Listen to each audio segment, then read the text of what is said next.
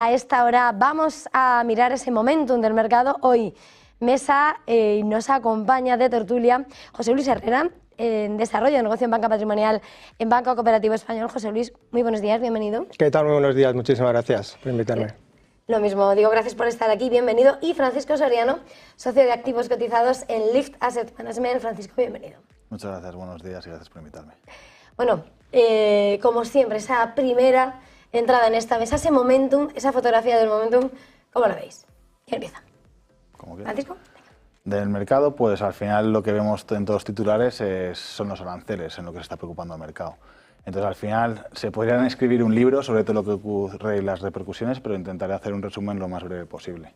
Para empezar, Trump en su mandato sí que es verdad que quería un dólar bajo, lo ha conseguido porque se aprecia bastante, quería una bajada de tipos de interés, porque recordemos que la Reserva Federal empezó a bajar tipos de interés en septiembre y bajó 100 puntos básicos, pero el mercado automáticamente subió los tipos, porque si vemos el bono americano como estaba cotizando antes de las bajadas de tipos y después, la realidad es que Estados Unidos se financia más caro.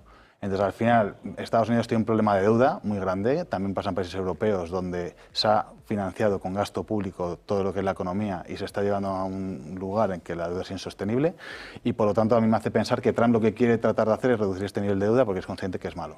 La cuestión es, ¿esos métodos que está utilizando son correctos o no son correctos? Al final los aranceles van a provocar inflación, al final los aranceles van a provocar desglobalización, que tampoco es muy bueno para las economías, y al final para las compañías americanas pues no es bueno del todo. En definitiva, decir que él está intentando hacer esta reciprocidad, pero sin mucho sentido, porque al final el cálculo de cómo lo hace, de los aranceles que imponen otros países a cómo lo hace, pues realmente no tiene mucho sentido y yo creo que es una herramienta de negociación que está utilizando para conseguir mejores condiciones para Estados Unidos. José Luis. Sí, confirmar lo que dice Francisco. Además, llevamos varias décadas de globalización. Se está poniendo en duda un modelo que lo que ha permitido es anclar expectativas, no lo olvidemos, anclar expectativas de inflación y de tipos de interés. Y todo esto, pues bueno, se está poniendo en peligro. Y yo creo que todo lo que está ocurriendo se podría pues, poner en un par de lecturas. Por un lado, teniendo en cuenta que los aranceles lo que hacen es influir en la capacidad adquisitiva pues del consumidor, si es que las empresas al final pues lo trasladan no a sus márgenes sino al consumidor, pues desde luego va a generar inflación, debería generar inflación. Y si no es así, pues las empresas lo van a ver en sus márgenes reducidos. Entonces ahí va a haber un problema, porque hasta que no empecemos a ver los resultados de las compañías trimestrales que ya estén reflejando todo este entorno de incertidumbre, pues no vamos a ver casi seguro una merma en el crecimiento, que es donde se está poniendo efectivamente el foco.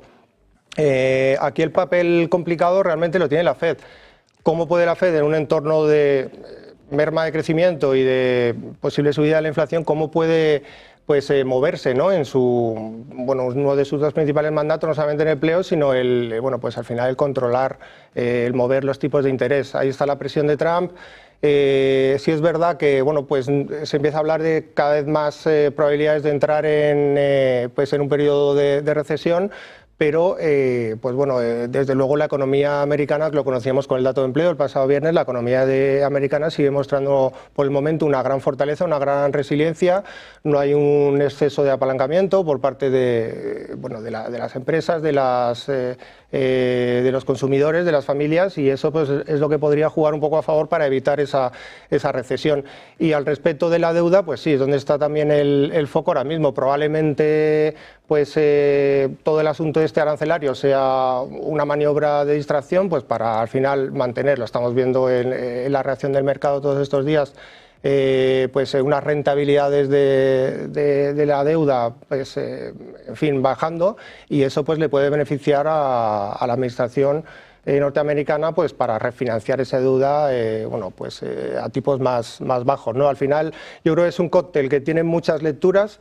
Puede haber muchos movimientos. Los aranceles además pues se pueden llegar a negociar, puede haber exenciones por compañías concretas, puede llegar a haber exenciones o suavización de los mismos con países concretos, y bueno, pues lo iremos viendo, pero por el momento la incertidumbre que genera todo esto hace mella, y desde luego la confianza del consumidor le está afectando, como es lógico, porque y lo estamos viendo en índices como también que se utilizan como referencia en el mercado, como pues, bueno, la volatilidad, porque no solamente es bueno, pues, toda la situación de caos, sino la incertidumbre que pueda traer de aquí al futuro.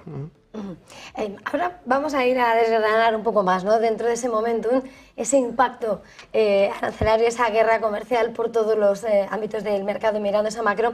Pero antes, ahora ya sí vamos a poder hacernos eco de ese tuit, de ese tuit social que ha publicado Donald Trump, que al final es el verdadero protagonista que está de trasfondo, ya sea por sus objetivos para la economía de Estados Unidos, para hacer América grande de nuevo, o en cuanto a su valoración del mercado.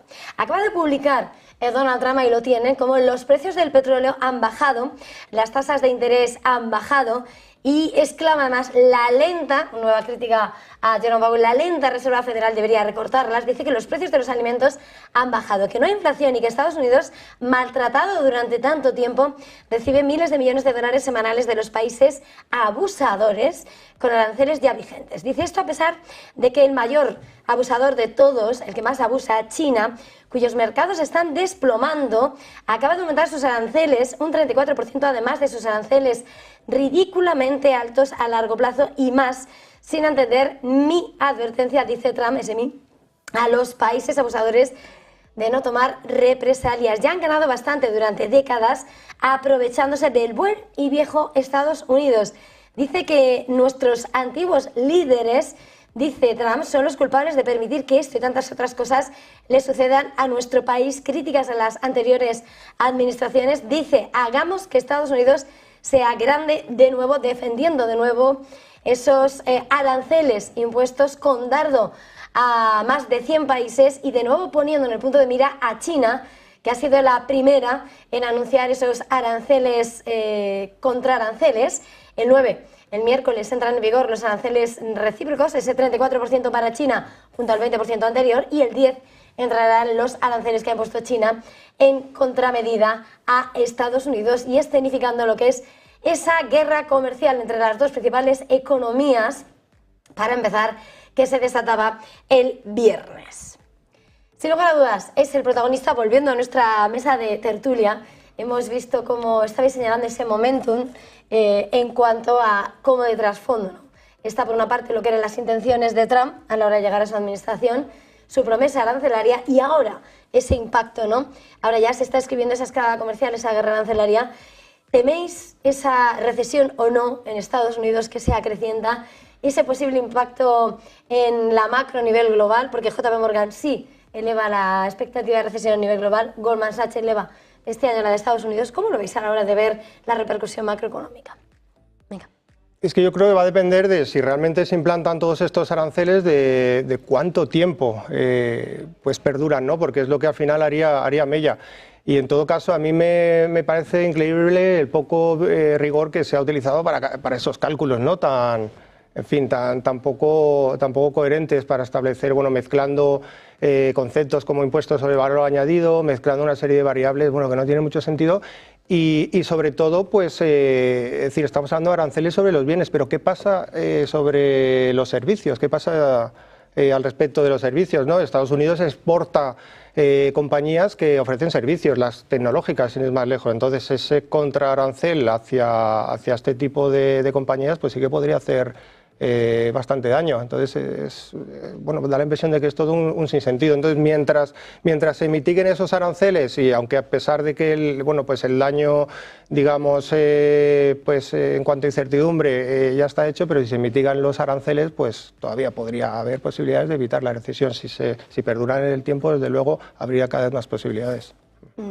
Francisco. Bueno, Europa no está bien, pero si ya nos vamos y cruzamos el charco y vamos a Estados Unidos, pues las probabilidades de recesión han incrementado salvajemente. En ocasiones puedes pensar que lo que Trump quiere a veces puede tener sentido, la cuestión es aquellas formas que está utilizando. Es decir, tú quieres unos tipos bajos porque estás constantemente dando incertidumbre a la Fed de qué estás haciendo, de la inflación al control, porque si en sí los bancos centrales tienen un trabajo muy difícil, si se lo complicas, pues al final la decisión de baja de tipos va a ser más complicado para ellos. Entonces, al final, como con los países, por ejemplo, Suiza, es decir, solo tienes en cuenta los productos manufactureros. ¿Y los servicios qué? Porque al final, si te coges la balanza de Suiza contra Estados Unidos, es efecto neto, es cero, pero llega a Estados Unidos y le imponen unos aranceles a Suiza de un 31%. Pues al final un poco el cómo está llevando la situación, pues no estoy de acuerdo, veremos en qué acaba. No sé si está sobrevalorando la capacidad de Estados Unidos.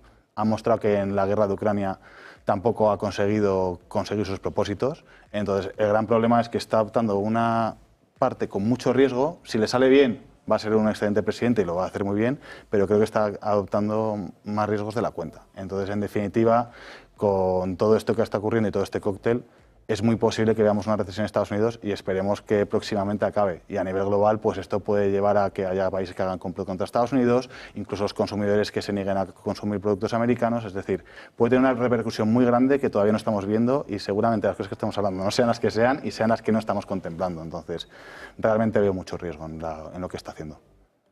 En este escenario, decíais, ¿no? Apuntabas hace un momento, José Luis, todo dependerá del tiempo que estén puestos esos aranceles, hasta qué punto se negocie y muchas otras cosas que parece que no estarán tanto bajo el control de Trump. Pero lo que sí es la respuesta de los demás. China ya ha dado el paso, va a responder. Europa se está reuniendo en estos momentos, quiere responder todos a una, pese a que cada uno tiene un sector más o menos evidentemente como que es el que le interesa a Nomer, pero la idea es ejercer fuerza como ese principal socio comercial y en un escenario en el que hemos visto que llega una Europa muy debilitada, que ahora mismo está holgada en esa mega plan de inversión de Alemania como esperanza y en el que esto de alguna manera no sé hasta qué punto desestabiliza o provoca un traspiés en ese objetivo de recuperación porque las normas de juego cambian y va a ser más gravoso porque estaban diciendo Lagarde la primera, hay que buscar otras rutas comerciales, pero claro, en el corto plazo, ¿cómo se salva ese escollo? José Luis, venga. Ese es el problema, que en el corto plazo no es fácil ni buscar nuevas rutas comerciales, ni buscar otras alternativas a la energía, por ejemplo, a la comercialización de energía, ni siquiera para las empresas reubicar sus plantas productivas a otros países que tengan menos aranceles. Entonces, en el corto medio plazo, desde luego, todo eso va a hacer mucho daño. Y en Europa, pues bueno, teniendo en cuenta que somos adalides de la regulación y bueno, pues todo el tema del proyecto de descarbonización, etcétera, etcétera, pues ahí se está viendo cómo en los últimos meses se están girando un poco el rumbo. Es decir, para poder ser competitivos, para poder hablar de tú a tú con el resto de áreas geográficas o con el resto de polos, digamos, comerciales del mundo, pues quizás hay que dejar un poquito de lado, tristemente, pues todo ese asunto, ¿no? Todo el tema de la Agenda 2030, etcétera, etcétera. ¿Cómo lo ves, Francisco, desde el... ¿Puedes repetir la pregunta, perdón? No, que cómo veis ese escenario ahora mismo en el que la respuesta de Europa, en esa respuesta a la búsqueda de vías alternativas a Estados Unidos, cómo se puede compensar y en un escenario de economía debilitada, hasta qué punto esto puede suponer todavía un lastre más o cómo se va... Pues al final obviamente es importante que lleguen a un acuerdo, pero es algo complicado, pero no creo que Estados Unidos no quiera llegar a un acuerdo. Y en cuanto a Europa, creo que se han hecho las cosas mal durante muchos años. Es decir, al final los políticos han intentado perpetuar el poder a raíz de gasto público, gasto público, gasto público, gasto público. ¿Y ese gasto público cómo lo has hecho? Deuda, deuda, deuda. Te encuentras países como Portugal, España, ahora se une Francia, Italia, que están endeudados hasta arriba. Y luego de repente el único que parece sensato, que es Alemania, lanza ese plan que no es productivo porque no va a la economía real, no va a las empresas, es decir, pues al final a mí me deja serias dudas de Europa. Si incluso me haces un análisis en cuanto a la divisa, a veces el euro no te da fiabilidad, a veces el dólar no te da fiabilidad, es que a veces parece como que el único valor refugio es el franco suizo y si quieres apurar un poco más, irte al oro. Entonces, al final, pues yo creo que no hemos hecho los deberes. Entonces, al final, pues habrá que intentar ver cómo llega a un acuerdo y los países tendrán que ver alguna medida de cómo reducir su endeudamiento, como por ejemplo Estados Unidos, que ahora tiene un problema porque casi un tercio de su deuda finaliza este año, es decir, tienen que volverla a emitir, que también no sé si es buena idea que con sus socios haga lo que hace, que no olvidemos que hay muchos países que tienen deuda estadounidense y pueden hacer un boicot a la deuda estadounidense y hacerles pupa, pero bueno, veremos ya cómo evoluciona todo esto próximamente. No sé, siempre estamos hablando, ¿no? Esa estrategia de inversión siempre hay que buscarla a medio o largo plazo. Es verdad que el movimiento, el ruido del momento, aunque no es lo mismo un ruido de un presidente de Estados Unidos que tiene muchos ecos, pero esa estrategia a la hora de escribirla con todo lo que está pasando, con toda la incertidumbre sobre todo que llega de manera más inmediata, y cómo la trazáis mirando a los distintos mercados. Venga, Francisco. La estrategia de inversión pues siempre es ir a largo plazo para nosotros. Entonces, si ahora queremos ir por sectores, bueno, hay muchos sectores que nos gustan, también puede ser sectores defensivos que se han visto afectados por los aranceles o cualquier cosa, pero siempre al final parece que en todas las caídas el mundo se acaba y luego el mundo nunca se acaba. Es decir, tuvimos una mucha más grave que fue el COVID en 2020, que se paralizó todo, se paralizó la economía, todos estamos encerrados en casa y al final salimos de ella. Entonces, de esta también volveremos a salir. En la actualidad, si quiero ser un poco más preciso de dónde encontramos oportunidades de inversión, pues si al final, por media, vamos a ver que los earnings de las compañías puede ser que caigan, y sobre todo si entran en recesión en Estados Unidos también van a caer. Pues a mí, por ejemplo, un activo que me gusta y me lleva gustando mucho tiempo son las mineras de oro. Creo que es algo que he comentado ya hace tiempo aquí, y básicamente el año pasado las mineras de oro, como puede ser un Newmont, subió sus beneficios un 122%, porque el oro al final tiene un impacto importante en su cuenta de resultados. El año pasado el precio medio de venta para esta compañía fue 2.400 la onza, ahora el oro no olvidemos que está en 3.000, pues al final son earnings que se van aumentando y encima está cotizando en múltiplos irrisorios. Pues por ejemplo es un área donde en la actualidad a nosotros nos parece bastante interesante invertir, siempre teniendo en cuenta que tiene riesgos de minas, es decir, te pueden cerrar una mina, pues tienes ciertas problemáticas o cualquier otra cosa. Pero el oro es un activo que actualmente a mí me gusta. José Luis. Sí, es decir, business as usual, al final suscribo las palabras de Francisco y el mercado pues siempre ofrece oportunidades. En la casa, desde luego, en la revisión de assets que se hace pues, habitualmente, por el momento la renta fija se ha dejado sin cambios y ha habido... se ha bajado el overweight de Estados Unidos a neutral, porque al final es un paso yo creo que lógico. Y bueno, de cara a un inversor, digamos, que quiera estar diversificado y que no quiera ahora mismo estar en bolsa, pues hay también oportunidades, porque hay pues, bonos ligados, indexados a la inflación o al mismo oro. Si pensamos que bueno, estos activos van a seguir copando el foco, y luego pues a nivel de sectores, en entornos de volatilidad en el mercado, en entornos de incertidumbre, pues hay sectores defensivos, ¿no? Como aquellas compañías que tienen una recurrencia de ingresos y que les puede beneficiar esta caída también de rentabilidades de los bonos, como son las utilities.